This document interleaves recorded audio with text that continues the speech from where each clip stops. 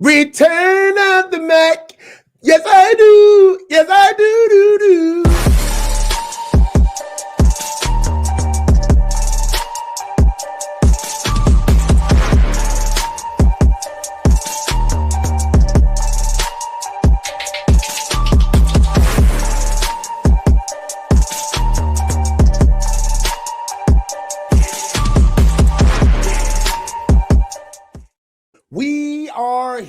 We are here. Welcome back to the Coach's Huddle. It's your boy, the coach, where the field meets family. And don't look now.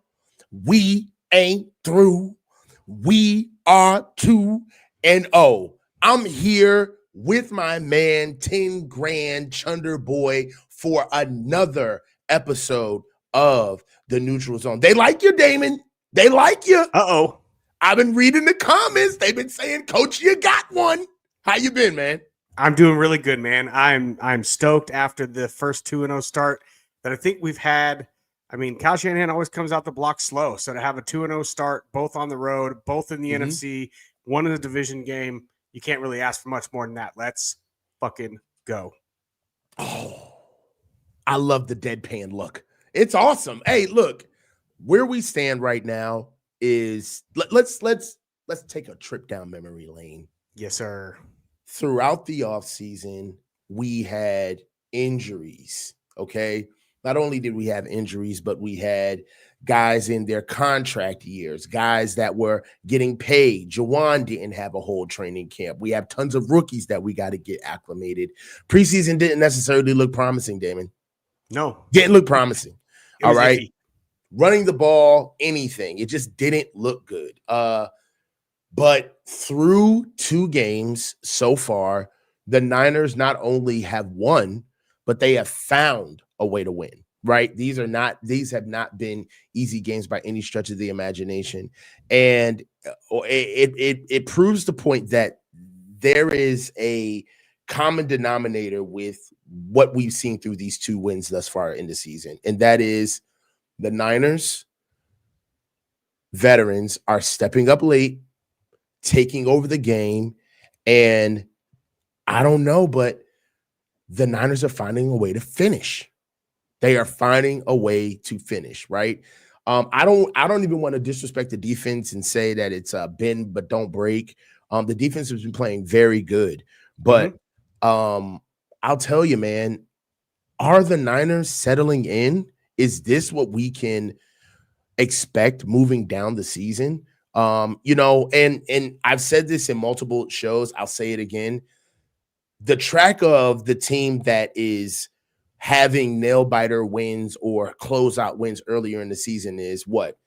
This is not a recipe to hang your hat on, right? You can't live and die like this. You got to find some modicum of consistency. And another thing is that the league is a meritocracy, right? In that there's going to be somebody that's going to come along and they're going to prove why we can't eke our way along down the season, right? And everybody kind of gets the way the season or the schedule kind of breaks out is that everybody seems to get a little bit of a tough patch or a rough patch in their season. I don't see that for us. I see like a couple of tough games here or there, but I don't think that the proverbial the other shoe is not going to drop. I don't think it's going to drop. And I just got to ask you, from what you've seen thus far, even with Brock Purdy being out and seeing what Mac Jones has done, which we will get into, are the 49ers settling in? Don't look now, Coach, but the 49ers have closers. Okay. And that's not, you can't count on every game to end with a strip sack from your edge guys. So clearly that's not something you want to depend on, every game in and game out. But there's going to be times, critical times, hopefully in the playoffs, but also down the stretch where we're going to need guys to close games. And it looks like we do have those guys. So that's definitely big time arrow up. However, the 49ers just played a Seattle team that, though they're talented and look like they're going to be good, they haven't quite found their footing yet. It doesn't look like. And the Saints team, let's just be honest, they're near the bottom of the league. They're going to be competing for the number 1 draft pick. So I don't want to get too carried away. One of the things that I had said early on in the preseason after the schedule came out is there's a chance that people are looking at this team like they're some kind of juggernaut halfway through the season, 5-2, 6-2, something like that. But the fact is they just played a soft schedule and they look much better than they really are. So I think that we need to make sure that we're not getting ourselves trapped into that kind of a narrative. However, the fact that the quarterback can go down, the fact that the number 1 option in your passing game, which is Kittle, can go down, the fact that your team can be hampered all offseason, all training camp by these injuries, and that you need all these young guys to step up, and yet we're standing here at 2-0, it's a positive sign. Yeah. Case in point, there's a lot of things that got shifted around that you just can't have. Jake Tunges had a breakout game in week 1, but one thing that I knew about Jake Tunges is not necessarily the blocker that you're going to want. He's more of a move tight end. More of what he does as far as athleticism is concerned is more in the pass catching side of the game. And I think that got exasperated when he got put at fullback when Juice went down. Definitely struggled at blocking. There's some guys that struggled. I mean, Marquise Siegel struggled in week 2. Jason Pinnock gave up 2 touchdown passes that were on him. Renardo Green didn't seem to be. He gave up some big plays, especially some key third downs. And these are just younger guys, some guys that are just, not young, but what we're going to get out of them, speaking of Pinnock. But I like, especially on defense, it seems as though that they're taking what the offense is giving them, and they're living with some stuff too, right? Yeah. They're living with guys being able to, hey, we are not gonna change the whole defense because you can't handle your guy. They're trying to get these guys okay into their assignments. And I just like what they're doing thus far. I mean, this is what I said, and I said this earlier in the season. You got to give them a path to redemption, right? You can't dog them, not healthy, should have won a Super Bowl, overpaid, too young, inexperienced, and you don't give them any path to, number 1, proving you're wrong and shutting you up, but also 2, giving them the room to show you their identity, right? This may be our identity this year where, hey, we're going to win games, but don't expect no blowouts. Every game is going to be a roller coaster, right? And I think that it serves better to kind of get that into our mindset now instead of being shocked with every game that we see where, I don't think that – is there any team that we are playing for the rest of the season that we would say, man, we're playing the so-and-sos, man, we should be winning this game? Maybe the Browns? I think we still have Carolina on the schedule as well. I don't think they're as good as people were hoping they'd be coming into the season. Did you see how Carolina snuck back in the game against Arizona? They did sneak back in, but I also watched Arizona try to lose to New Orleans as well. I don't think Arizona is as good as we thought they might be. I also think that that's a team with no identity. Okay. A lot of talent, but no real identity. All right. Anybody else, though? I don't see anybody. So, yeah, no. Tampa. The 49ers, we have a 4-game stretch coming up where we play the Rams, Houston, and Tampa, and I think Atlanta. And that's going to probably be the toughest 4-game stretch of the season. However, there's really only 2 teams even on that list where you're walking into the game saying we might need a ball to bounce our way. So, yeah, I don't think there's anybody down the backstretch that I'm really worried about. One of the teams that I thought might be a big game at the end of the season is when we play Chicago in week 16. And I'm sorry, I think it's week 17, second to last game. But Chicago doesn't look like they've got their footing either. Now, will it be different by the end of the season? Who knows? And that's why some of this is difficult, is there's a couple of teams at the end of the year that we play that might be a very different football team than they are right now. Yeah, for sure. The young One thing. guys. Go ahead.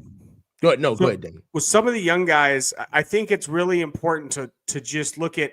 So like you want Marquise Siegel and Renardo Green to be better in certain, and I say you generally, you want them to be better in certain situations. However, that catch that Johnson made in the front corner of the end zone over Siegel, it's not like Siegel wasn't there. He just didn't make the play. And at the end of the day, good offense will beat good defense every time. It was a good throw, a layout catch. Siegel just has to be in maybe a little bit better position and play the ball better. But that wasn't like it was terrible coverage. He was right there.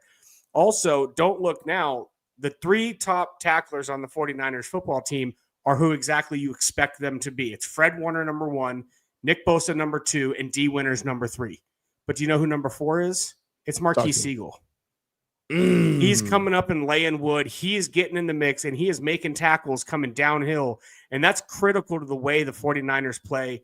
Also, it gives the 49ers an opportunity if they want to start going more blitz heavy late in the season and they start doing man behind with a 7 or 8 month a 7-man blitz or a 0 blitz, having safeties that can come down and tackle coming downhill effectively makes it much better because you can play them deep on a 3rd and 14. You can send everybody and expect them to come down and make a tackle because you're giving up a pass. Hey, look, I would lean right now towards us settling in. It's going to be very important, the game versus Arizona. But I think that we're going to have a little bit more juice because it's the home opener. Yes. You know what I mean? Like, we've been on the road for 2 weeks in a row. I am kind of ready for us to play at home. I'm over it. So look, I love it. It puts us in a great position. Like I said, this is a coach's dream to be with the circumstances that this team is under right now.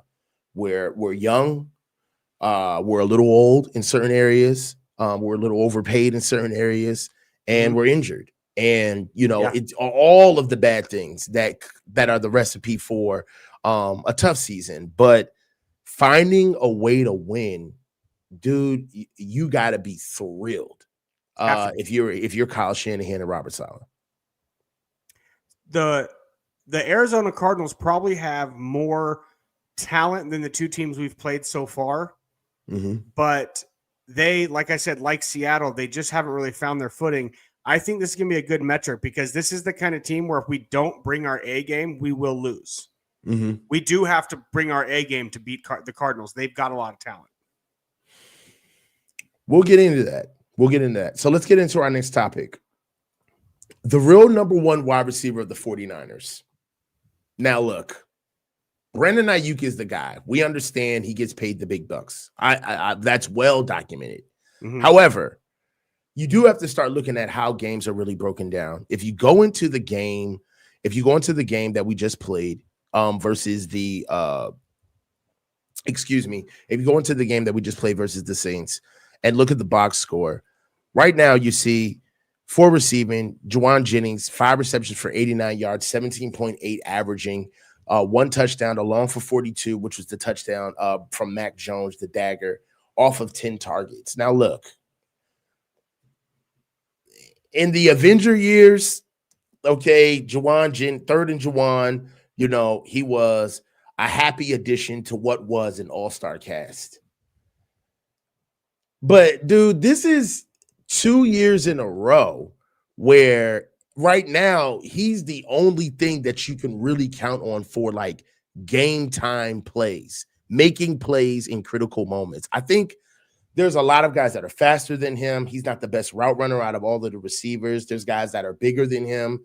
But nobody makes more plays than Jauan Jennings from the receiver position, especially what he's been started out to do. No camp and comes in and has games like this. I just think that there's a lot of attributes that you could put on different receivers, especially even with investment. Ricky Pearsall was a first-round pick.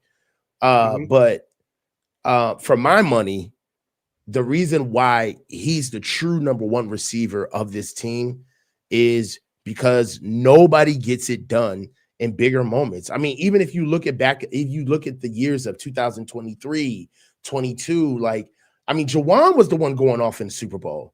Jauan Jennings would have been Super Bowl MVP if he would have had my vote for Super Bowl MVP if we'd have won, hands down. So talk to me about Jauan, where he stands.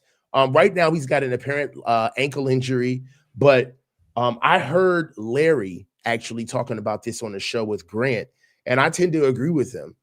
I think that Jauan has kind of reached veteran status where they love him so much due to his playmaking ability and the fact that they can trust him. That's what's in a world of sorry about that. In a world of young receivers, overpaid and injured receivers, he's the only one that seems to make the Niners right. And because of that, I think that they're not really tripping on him practicing. He'll be ready for game day. I think he's earned that right. His game has graduated to, we'll see you on game day, Jauan. What do you have to say about what Jauan has showed us thus far? And when it comes down to it, should we pay him that $20 million a year that was reported? So Jauan Jennings is, when you look in the dictionary of the definition of gamer, it's got a picture of Jauan Jennings next to it. He lives to just be on the football field. It doesn't matter if he's blocking, running routes, catching tough passes, catching easy passes. He is a flat-out gamer. You can throw all the metrics out the window, right? People like me will bring up stats like Christian McCaffrey has the most targets. He must be the number one receiver. Or Ricky Pearsall has the best success rate. He must be the number one receiver. But if you actually watch the games, the guy they go to when they need it is Jauan Jennings. And I think you're right in evaluating this from that standpoint.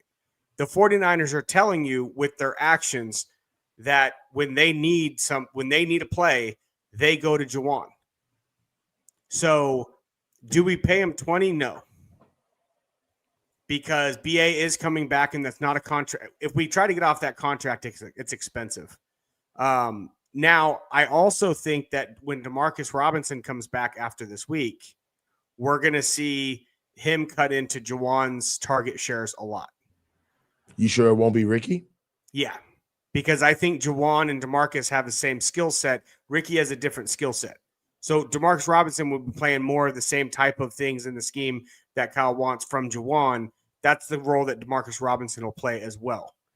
And I think when Ayuk comes back, he's the one that's going to cut into Ricky Pearsall's numbers.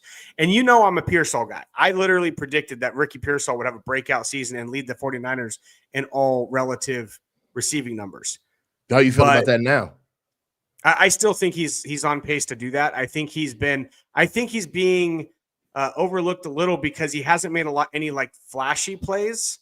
He's just been consistent game in and game out. He's got 13 targets. He's got 8 catches. He actually has the most yards on the team. He has 164 yards, and Jauan Jennings has 105. But Jauan has a touchdown, and he has a 42-yard banger. And Jauan Jennings is the guy that's making these crazy contested catches in double coverage. He's the one that's sitting literally 3 yards off the line of scrimmage and getting a ball in traffic. So I do think that Ricky Pearsall will end up having the best numbers at the end of the year, but I don't know that that's the right way to go about the conversation of who is the number one wide receiver. Yeah, I understand. I like, I think you're looking at it the right way. Thank you. And I just want to have a little bit of a sidebar. We have our lovable losers here at the Coaches Huddle. And one of them is Steve-O. He's kind of like the water boy of the platform. We like to smack him around, tell him to go fill up the water bottles when it's hot outside. And sometimes, the thing about it is that if you would look at it, you say, man, why are you guys so mean to this dude if you're just new to the program? But then it's stuff like this. It's stuff like this is why we smack him around and tell him to go clean the urinal cakes. Is because he thinks that he's coming in hot with this comment, and this is our second show. This show has not been rescheduled. This show has been put out one time. All right, one day, one time, and it has gone good. Steve-O, no, Josh, you're tripping. No, the last show was the show where I was moving and we could not get the show together. This show was scheduled for Tuesday. It got posted, and this is the show. You are wrong. You are wrong. Now go get a bag of ice and go to the bathroom. It's 3 doors down on the right, and make it quick. Look, so let's get into our next banner. All right. Rookie check. Who has impressed or struggled? All right. The rookies that we've got playing are well documented. Okay. Some of these guys, I don't want to take your thunder, but some of these guys are really not playing that much. CJ West, Alfred Collins. But some guys are playing just because of, number one, investment, and two, we just need them. A la Marquise Siegel is getting a lot of play.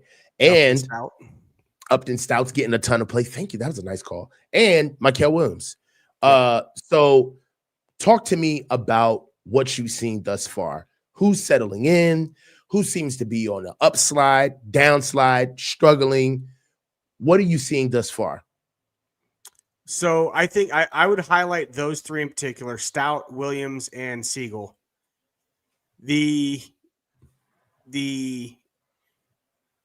the end of the day, Marquise Siegel is doing a better job in coming down and run support than he is in pass defense. I don't want to say he looks lost, but he doesn't seem comfortable in pass coverage, and he doesn't look all that comfortable when the ball is in the air, point of attack, find the ball, make a play on the ball. He doesn't seem to be comfortable yet, and so I think that that's probably something that we could expect from a young guy who also missed all of OTAs. So I definitely don't want to go stock up or stock down on him because he hasn't made a lot of good plays against the run, but there's more to come from that. I'll leave Mikael Williams for last because I might surprise you a little bit with my Mikael Williams take. I'm interested. Upton Stout has been exactly what we were hoping he would be. And he's playing, with the exception of making some rookie mistakes, right? And when I say rookie mistakes, I mean things like dirty eyes, bad angle, right? He just has, the game is very fast still. When it slows down for him, he's going to be an all-pro slot corner. He is everything that we hoped he would be. And when he finally starts to get things cleaned up, he's going to be locking down the corner spot. And the fact that he can come up and sack a quarterback in a game like that in a critical moment, I think he's going to be a huge playmaker for this defense by the end of the year. Mikael Williams has been exactly what we thought he would be, and he needs to get more love. He has not really been talked about much. Did you know he had 2 tackles for loss in this last game? Yeah. When he sets the edge in a way, Nick Bosa has never had somebody on the other side of the line that actually sets a hard edge. Fred Warner and D. Williams are flying. D. Williams, I got to stop doing that. D. Winters have been flying all over the field and making tackles because the edges are being set and everything is being flowed to them. They just have to do their job and run and hit. And they didn't have that ability last year. I think Mikael Williams is not going to show up in the stat sheet as much as some of these other guys. We see Stout getting a sack. We see Marquise Siegel getting a bunch of tackles. Mikael Williams has been the best rookie on the field for the 49ers so far this year, not named Connor Colby. Look, I like what Mikael Williams has done this far. For me, I'm more impressed with the young guys. Well, they are young, but Upton Stout. I'm a big Upton Stout fan. I like his resolve. I believe Marquise Siegel, he plays outside of his frame. I mean, he plays way bigger than his numbers project. And I think that one of the things about Marquise Siegel that I am seeing a little bit of a concern is that, and the same thing with Upton Stout, is that the losses that I've seen them have, some of them have been they've made mistakes, right? They haven't been within their frame of technique, right? Where that stuff can get coached up. Damon, some of this stuff is kind of like they're going to have to play enough to understand how to use their angles because they're not tall or big players. And the plays that they're giving up, it's like, how do you coach get taller? How do you coach that up? You know what I mean? Honestly, how do you coach that up? How do you tell Upton Stout, like, you're there, you're doing everything, but you're just not long enough, right? That was Marquise Siegel. Totally agree. So a lot of this is guys having to get a little bit more anticipation to their game.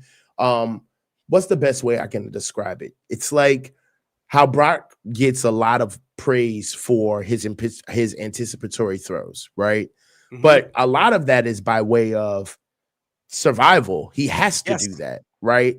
Because of his arm strength, right? So he Physical has to insufficiency. Yep. right. So I'm looking for a little bit of that from Marquis Siegel and Upton Stout, where they're not there yet. It's really hard to ask them to kind of like do two things on the fly, which is, well, not two, more than two. It's just adding something else onto their plate, but it's hard to actually get them to play, play the best ball of your life, more speed, more size, bigger stakes than you ever have. And then also find the metadata to like learn the minutia of how to play as well. It's like, that's a little too much. So I think that these guys, we're going to see a lot of that this year because they just haven't played enough, right? But as they play more, as they get more film, I think that there's indicators, and I'm speaking in platitudes as far as like the secondary is concerned, because that's not my wheelhouse, right?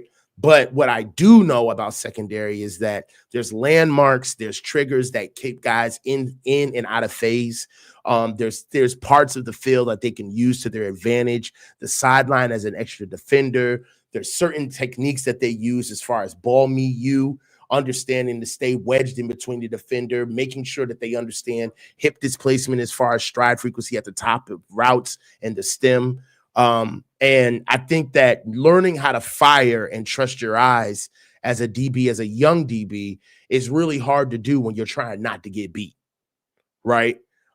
So that's my biggest thing with them is I think that these guys are going to find their way, but some of the stuff that you're seeing early, I just think that's going to be there all season. What do you think?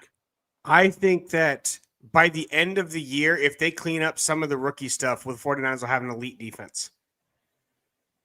I really do. With the amount of talent we have from the veterans, with the waves that we can come at people from the defensive line, right now we're 8th in pressure rate. I'm sorry, in pass rush win rate. But I think that as Yetur Gross-Matos stacks games, he's finally healthy. The guy's super talented. He's just never been healthy. I think as Michael Williams continues to develop an interior pass rush, I think as guys like CJ West and Alfred Collins come along, we're going to start to see the defensive line get better at just making things difficult on opposing offenses. And if they do that, their talent behind them is good enough to really start to cause problems and hopefully start turning the ball over more. Well, I mean, as far as those guys, let's talk about, there's one guy that we're staying away from because he's a whole topic, right? that is impressed. But Bryce Huff isn't a new guy. There's a comment about no mention of Bryce Huff. We understand Bryce Huff is he's a vet for lack of a better term. We're kind of trying to stick on the young guys right now. What I did want to get into is the uptick of CJ West and Alfred Collins. When do you think we'll start seeing more snaps from them and as more of a role instead of a package? Because I like what Robert Saleh is doing with Alfred Collins. He's giving him enough reps to, it's almost like he's hitting so many different milestones with the reps. He's not giving him too many reps to think that he earned them, right? So you don't get 30 reps. You're not that guy yet, all right? Yep. 2, he's playing him at an amount of reps where he can still be fresh, all right? Because Alfred Collins, because Alfred Collins, he's got to be able to play at a certain speed at all times. These guys burn quick. They burn hot, all right? They're young. They get tired quick. And then 3, he's keeping them healthy. I like the utilization of how Robert Saleh is putting out the game plan for Alfred Collins as far as usage is concerned. And I do believe that was it you? Somebody, I think it was you or Jesse, told me to go back and look at Alfred Collins at week 2. He had a far better game than week 1. far better. That was not me. So that was not you? No. Oh, okay. You could have took credit. So not my style. yeah. So talk to me about what you think. What are you seeing from Alfred Collins and CJ West? CJ West has kind of been quiet lately. And what do you see with them moving forward in the season? I don't want to end this segment on a bad note, so I'll start with CJ West. I'm very disappointed.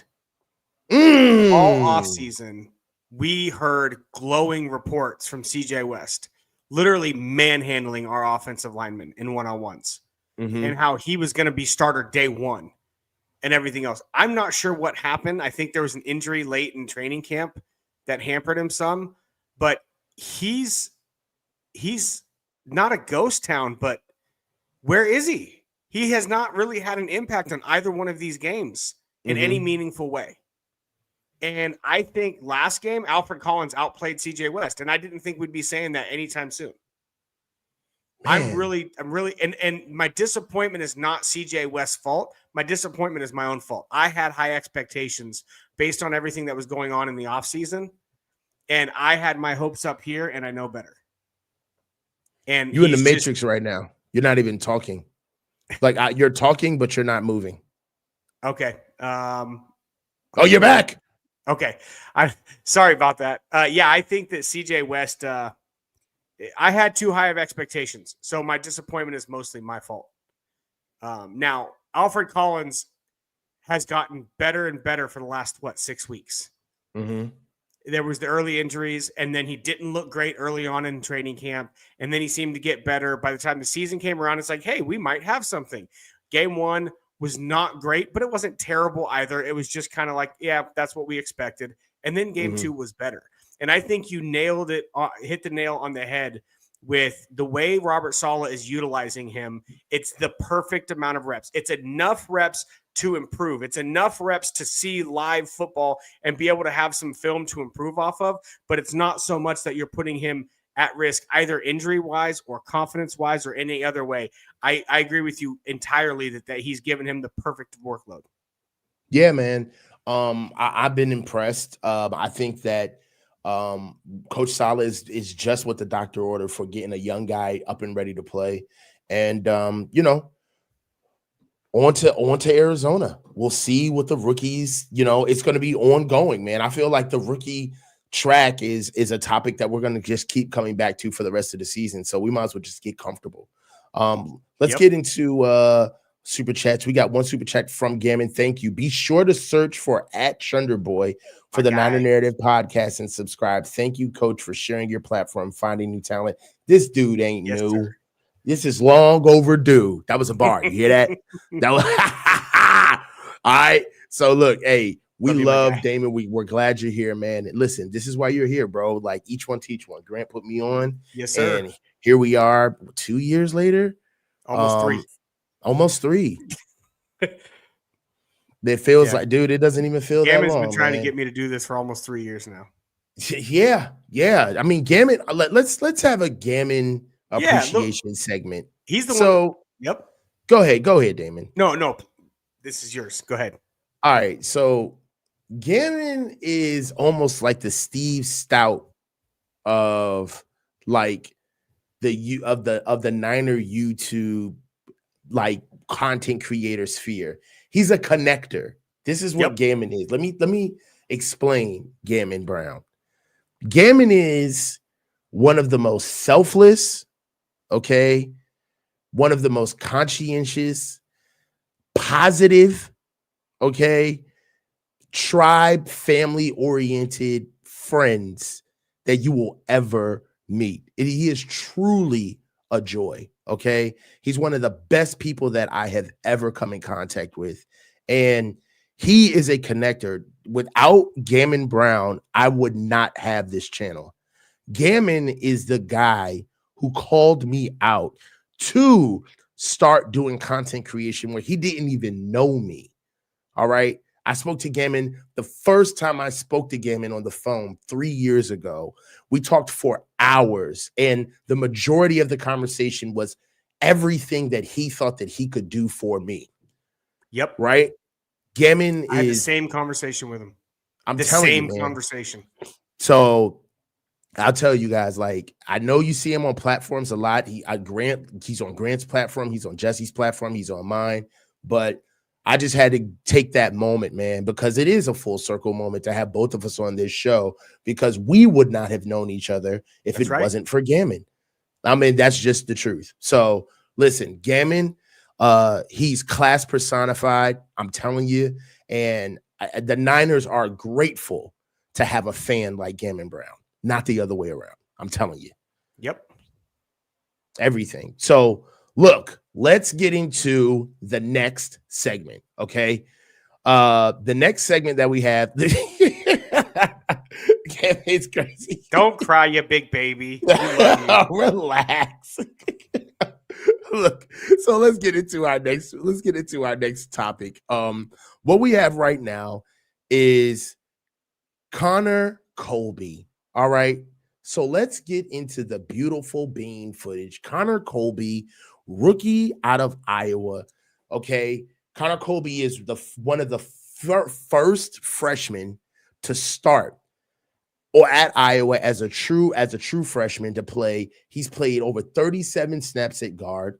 Okay. He played about 19 snaps at center and 5 snaps at tackle. I mean, I'm telling you, this guy has come in with a lot of football under his belt with 50 starts, one of the most veteran offensive linemen to come out of one of the most hard-nosed programs in college football. And we picked him up late. Right. Once we got our hands on Connor Colby, I put out a video on 4th and Miles talking about what I saw out of Connor Colby in the preseason. And I was impressed, especially in the run game.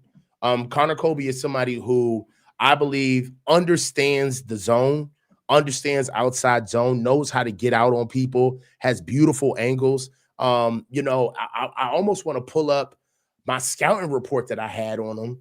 Do it. If you got a handy, do it. Yeah, I want to pull it out. But really, what I loved about Connor Colby. Hold on, let me see. Pull up my little handy dandy. For those that don't know, Connor Colby had a 100% pass block win rate this last season. This last game. He had 21 pass blocks attempts with 21 successful pass blocks. Mm-hmm. That's for your first game as a rookie. That's incredible. To not lose a rep, that's wild. It is, man. And I think, honestly, I really believe that they may have found another guy. So one thing that I have at him is that I got him as battle tested. All right. 50 career starts across multiple positions, which we talked about. He excels in zone concepts with natural feet and feel for angles. His pre-stack diagnostic skills jump off the tape, routinely identifying blitzes and making protective adjustments. He possesses a cerebral understanding of blocking assignments that translate effective combo blocks and proper leverage points in space. He constantly seeks out to work when he's uncovered, showing some dog when hunting linebackers on second level rather than standing idle. Some of his weaknesses: he has a tendency to overset. He labors to redirect against quick twitch interior defenders. His pad level rises dramatically again during extended reps. He just gets tired when he runs hot. He just gets up and flies off the ball. He's got to be able to stay low. But for what you're getting out of a late round pick in terms of starting offensive line, Connor Colby is exactly what the doctor ordered at left guard. One thing that I will tell you is that it helps out an older Trent Williams. I know we've always looked at. We always look at what's happening with Jake Brindle at center, right? We hear that all the time. Well, we got to get another guard on the left side to be able to help out Jake Brindle. But the point is that Trent needs a little bit of help. He can't be the hammer. He needs to be able to have somebody that can help him out on those combo blocks. And I believe that Connor Colby is exactly the fix. Tell me what you think about Connor Colby, and is he our starter or does Ben Barch? Now look, I know that Ben Barch is easy to dunk on right now. He's always hurt. He's only played 5 games in his entire career, like started 5 games. So there's not a lot of really that low. It's that low, bro. Wow. There's really not a lot of there. And I understand that when he has got on the field, he's produced, but he's a walking ice pack. I mean, come on. He can't stay healthy. So do you think that they stick with Connor Colby, or are they really trying to get Ben Bartch back? I think they're trying to get Ben Bartch back, and it makes me very upset because they should stick with Connor Colby. Ben Bartch is a quality left guard in this scheme, except he's never healthy, and it's difficult. The offensive line, especially in the scheme, has to play as a unit. There's a continuity involved, and when a guy is constantly in and out of the lineup, it's really difficult for the center and the tackle on his side of the formation to actually be able to figure out those combo blocks, figure out the spacing, figure out the timing. Having a guy like Connor Colby, is he going to make some mistakes because he's a young guy? Yes. But I'm willing to live with those lumps because I think the product that you get at the end of the season is not just better, but significantly better than what you're going to have out of Ben Bartch at the end of the season, if he's even still healthy. So I think it would be a huge mistake for the 49ers to put Ben Bartch back in. I'd much rather see Ben Bartch be the best swing guard in the NFL. Yeah. I will tell you this. Now, look, I see a comment that I gotta. Brian, no, Brian, no, we know you can't type today. It's cool. Cosmo. I can't speak sometimes, Brian. It's cool, baby. At 19 per. Can't.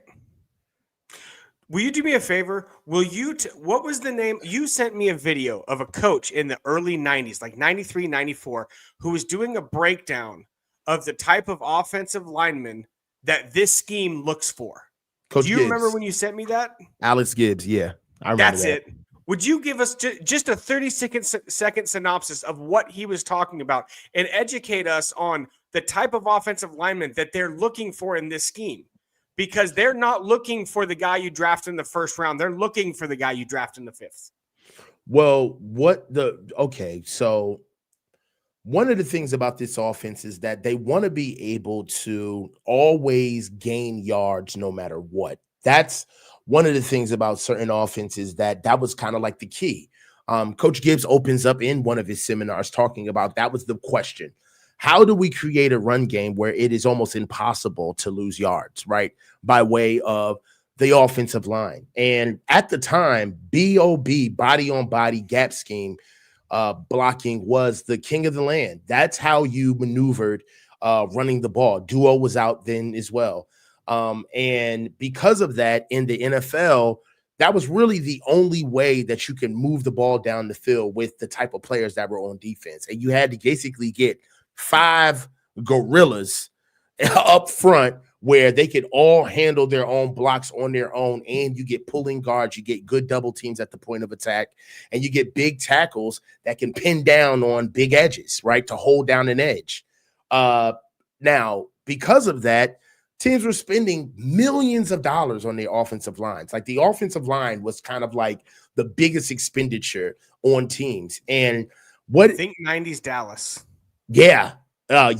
And what ended up happening with this offense is that it changed the type of offensive lineman that they were looking for. It's not the fact that that good offensive linemen were not at the bottom of the draft at the time, but the type of offensive linemen that were getting drafted were not open in the draft. And what you were finding is that you were getting guys that were seniors, maybe 5th-year seniors on teams where they had a lot of starts under their belt, but they were an inch off. They weren't 6'5", they were 6'4", or they weren't 315 pounds, they were 295 or 280. And these are guys that aren't necessarily going to get picked up in the higher rounds on teams. Well, Coach Gibbs and Mike Shanahan, they started making starters out of those guys, especially with the outside zone. And what it does is that you get a lot of these guys that are high quality guys that are cheap, that you get on your team that can run sideline to sideline, and they're outrunning 330-pound and 15-pound defensive tackles, which That was the garden variety defensive lineman back in the 90s. Yep. And in the early 2000s, like 300 plus. You're having defensive ends that were like 295, 300 pounds, and they were playing the end. Because of that, the offensive line was able to beat the defense to spots, make them play gap integrity. And what happened is that over time, the league got faster. It got a little bit smaller, more athletic, and the type of lineman that this offense customarily started going after, which was an advantage in its heyday, a huge advantage. It doesn't necessarily hit as much anymore because everybody runs outside zone. Everybody can get to the sideline. And the type of lineman that you need to run outside zone exclusively, damn near exclusively, because that's not all we run. But for the most part, if that's what we do, man, you're going to have to the pendulum swings from getting bargain offensive linemen to getting eclectic offensive linemen that you have to go get in the first round, that you can't find anybody else that can run outside zone to the way that you needed to. So it almost stands to reason that the traditional offensive linemen that are bigger, that more are akin to north-south blocking, double team, duo, gap scheme blocking, it stands to reason that is where the league is going again, right? They're going back to the traditional offensive lines. Look at the Ravens.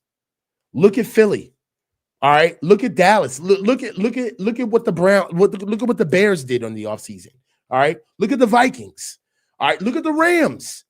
Look at these offensive lines and what guys are loading up for now. And you're starting to see that the linebackers and the safeties and the DBs are so fast now. Man, outside zone is not the weapon that we thought it was. Not anymore. Not if you do it exclusively. You got to have more. So I do like having Connor Colby here. It is an upgrade because we get another guy that's better. But to bring it full circle, Aaron Banks was never going to be that guy for us. All right. He's a north-south guy. You need a back like Jacobs that they have in Green Bay to even kind of get utilization out of a guy like Aaron Banks. So, he just at some point, you're just not a fit, and especially at that price tag. Hell no. No way. Yeah. So I digress. So let's do it, man. The last topic of the show. And guys, this is the beauty of the show. This is why we do this. Damon is a huge Brock Purdy fan. I'm talking about 10 toes down, baby. 10 toes down for the kid. The Arizona kid. Bang, bang. He proves me wrong. We got a group chat. All right. And we were having quite a good time talking about the game that Mac Jones had.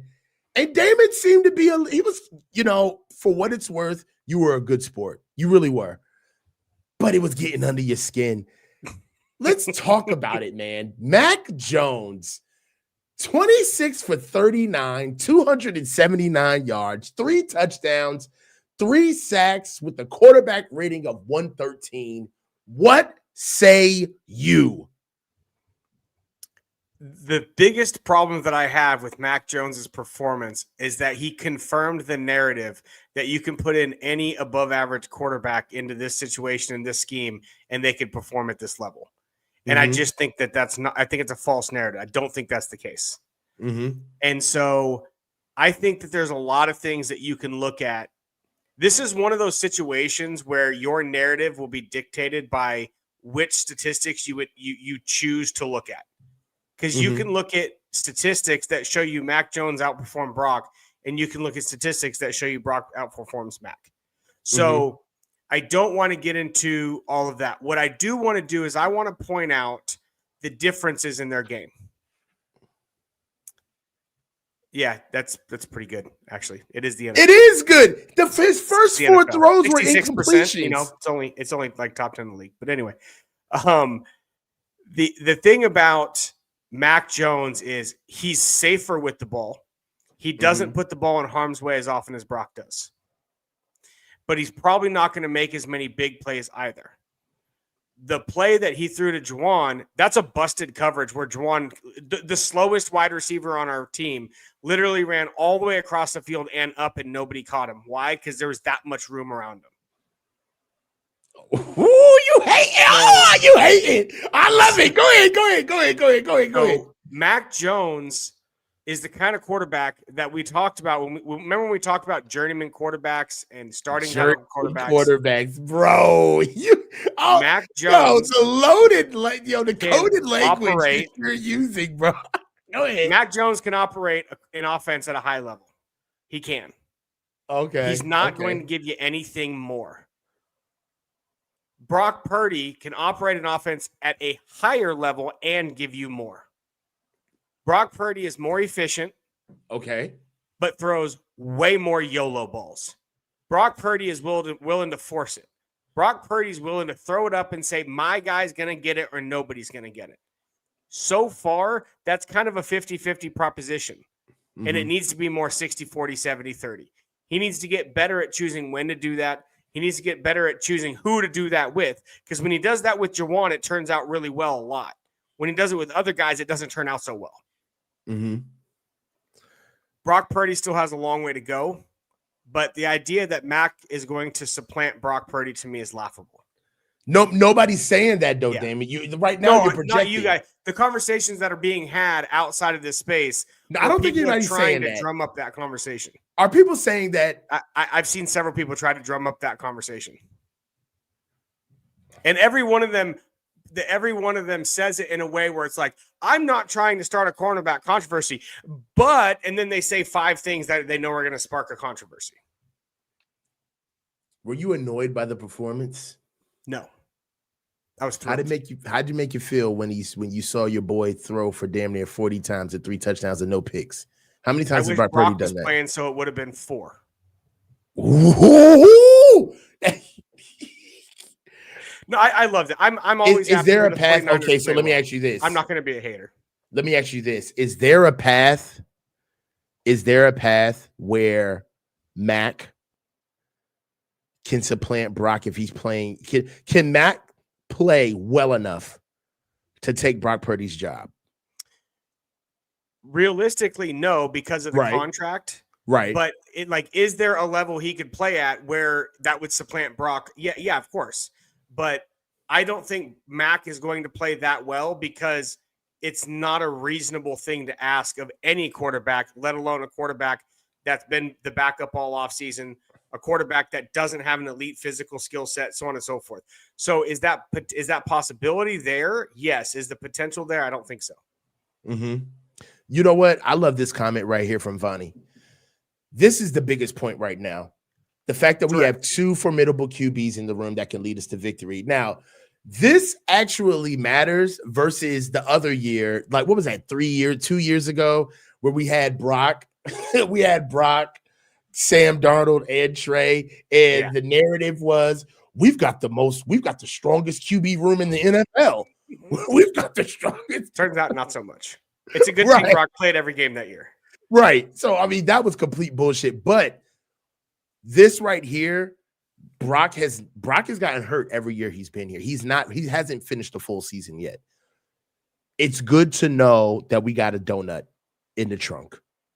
If we're really gonna quantify this for what it is, we got a good donut. Okay. If we do spring a leak or get a tire, we do bust a tire, we can get on the side of the road and we know this will take us at least 40 miles. I love how he responded. You only get 1 W in the win column. That's it for 1 game. All right. We want to be where our feet are with Mac Jones and understand that this was just a good game. Now, a little bit of Arizona moving forward. What do you think?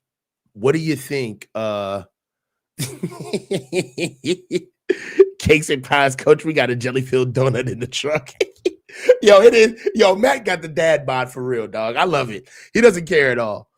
I want to make one more comment on the Brock and Mac thing. Sure. So this is something I pointed out in my. I just raised this topic video to annoy you. No, it needs to be talked about for sure. I just wanted to just get under your skin. This is all the only reason why I brought this topic up. One of the stats that drives me nuts is passer rating.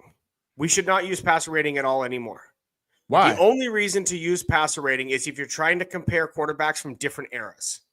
You can't compare a quarterback from today's era with today's rule sets from a quarterback who played in the 1980s or 90s. Passer rating is an effective way to compare them at a surface level. QBR, QBR,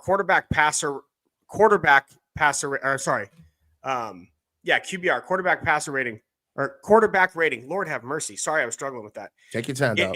It incorporates everything from EPA to play to sack yardage taken, sacks taken, interceptions thrown, balls thrown into bad position. It incorporates everything a quarterback does, including scramble and make plays. How often do you get a first down with your legs? All the things that a quarterback can do.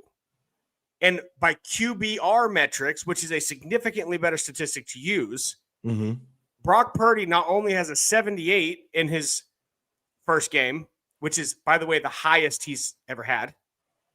It's higher than he had in his top 5 MVP voting. He is closer to Lamar Jackson, who's number 1 in that statistic, than Mac Jones is to Purdy, and Mac Jones is like 9 spots behind him. Mac Jones had a better game purely passing, throwing. You can make that argument. He didn't play better quarterback, and that's the last thing I'll say.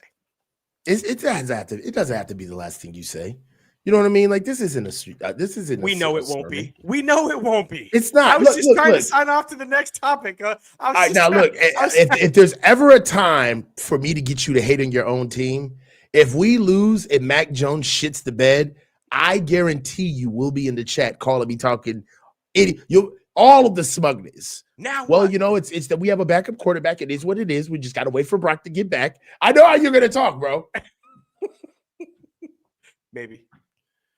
Hey, look, I'll tell you, man. One thing that I also love about this situation with Mac Jones is that we got him for 2 years. So it's not a one-off. I agree.